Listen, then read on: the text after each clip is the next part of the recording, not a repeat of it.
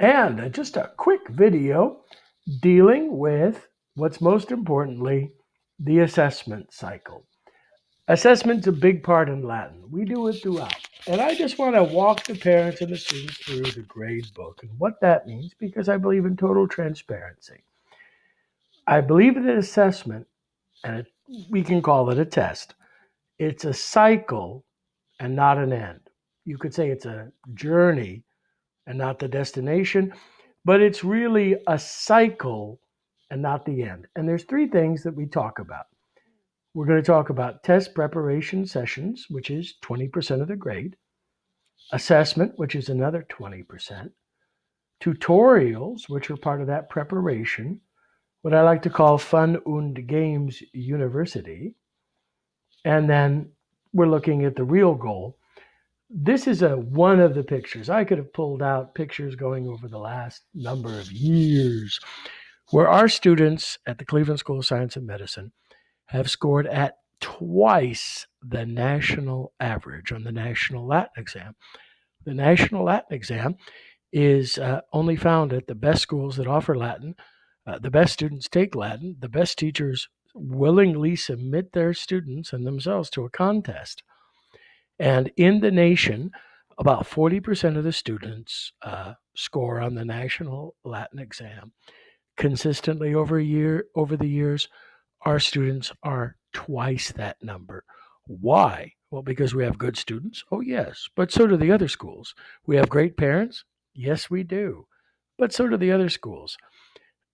Do we have a great teacher? Well, I'm okay. But what I've learned is that learning is an individualized yet structured process. So what we have is what's called a cycle. You've seen something called TPSs, test preparation sessions. They're a universal learning plan. Due the day before the exam, they help students study because they ask them the type of questions out of this huge data bank of the questions that'll be on the test. For example, this is a National Latin Exam Level 1, and every standard here is what could appear on the National Latin Exam. And I group them under comic book heroes. So students are aware that when the TPSs are due, and they have like a whole week to complete them before the due date. And I'm not asking for all of them, I'm just asking for 80% of the heroes done at 80% each. So, in other words, 5 questions for each of these little TPSs. And they will help prepare a student for the exam. The students can take them about 5 times each if they need to. It'll take the highest score. I don't want them playing, pinball machine or slot machine and trying to get a lucky score, but to think about it. And each time they take it, it gives them feedback. So we want to have them being reflective of how to take an exam, and not just for Latin, for every exam. So the night before, I will grade them.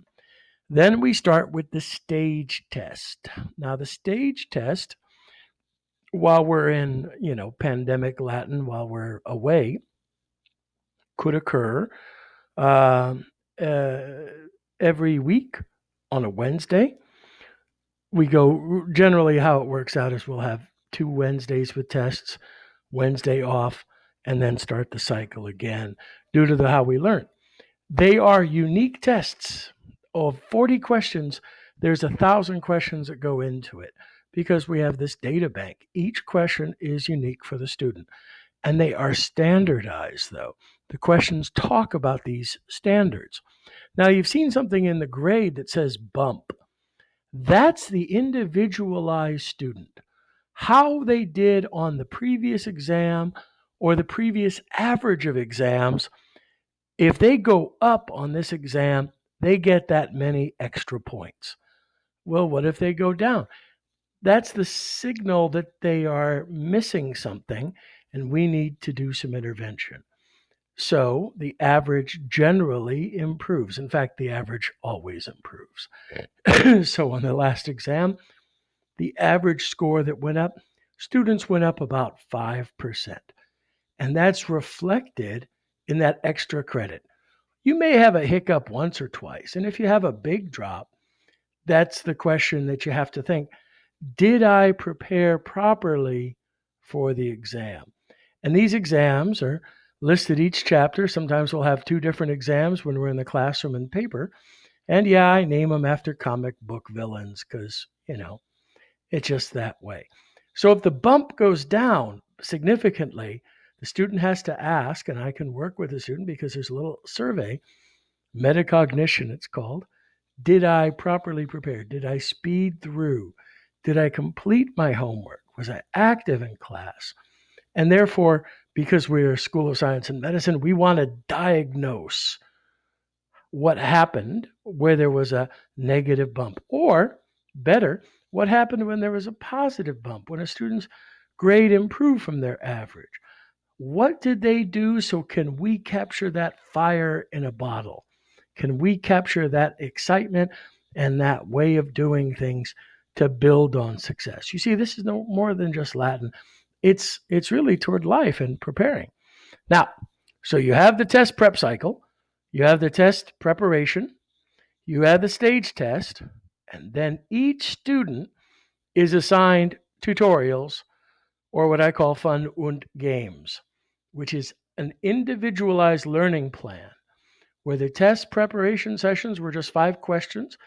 These tutorials have a video, a slideshow, and they have about 10 questions. Students are only to do the assessments, the tutorials that they need to. So it's like, well, if a student is not understanding something, this will dig down and give them extra learning. Or when they come to office hours, I can look and see, what have you done with the tutorial? Did you do it? No. We'll do it. Well, did you do it? Yes. Did you watch the video? No. Watch the video and do it. Well, did you do it? Yes. Did you watch the video? Yes. Did you do it? Yes. Okay, let's sit down and go through your questions. So this is that opportunity. So therefore, students, based on my assessment of the exam, and that's why I use QIA, because I can generate instantaneously reports on how many students mastered a certain topic. If mastery is defined at, 80% of the time. So if we look at a mastery right here in some of these standards, that 80% of the students are getting it, that's great. If we have standards that they're not, but some are, we compare them with previous tests and we figure out, okay, you need some individual tutorials. And they're all listed in the QIA class, and the individual tutorials for each chapter look back on the previous test. And there's also games involved too. Students build games in my class, and we've generated hundreds and hundreds of games that are focused on these individual learning standards. So the student not only gets a tutorial and an assessment to make sure they understand and to go over, but they're also to play games because we learn through playing games. So here's what it looks like. Tuesday mornings at 6 a.m. is when I'm harvesting the TPSs. That's when the test prep sessions are done. I bring in the spreadsheet. It takes about an hour, and then they're converted into Jupyter scores. Can students get extra credit? Yes, indeed they can. If a student said 0 out of how many opportunities, then they need to start preparing for this. Now remember, Tuesday mornings, that means they have the opportunity a whole week ahead of time to start on those. And they're just short, 5 questions, maybe a minute or two each, and only about 10 of them.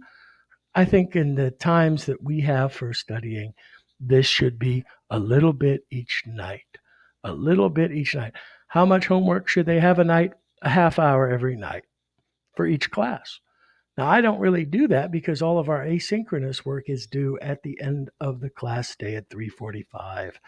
So they have a whole half hour each day. I'm not expecting a half hour. I'm expecting just to make sure they get their preparation sessions done because all of this stuff can be done beforehand.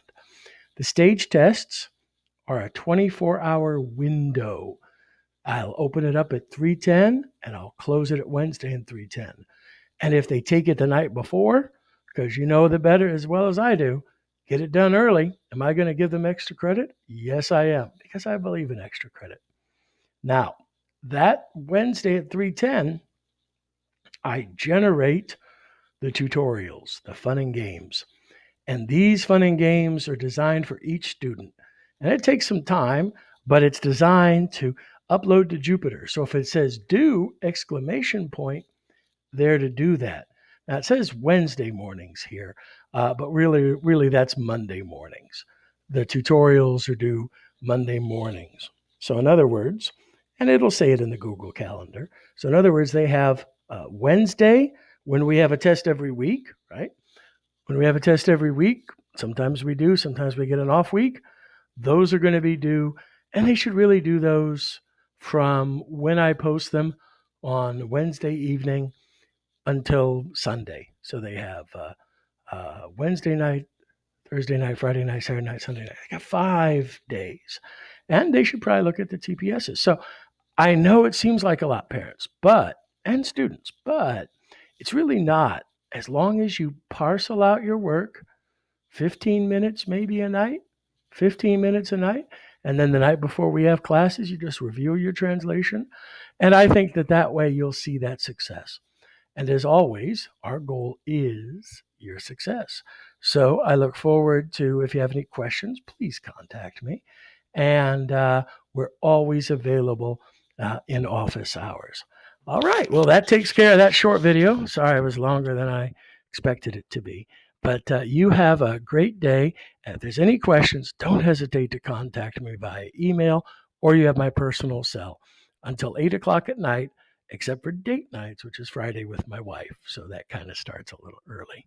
All right. Well, I look forward to seeing you at our next open house.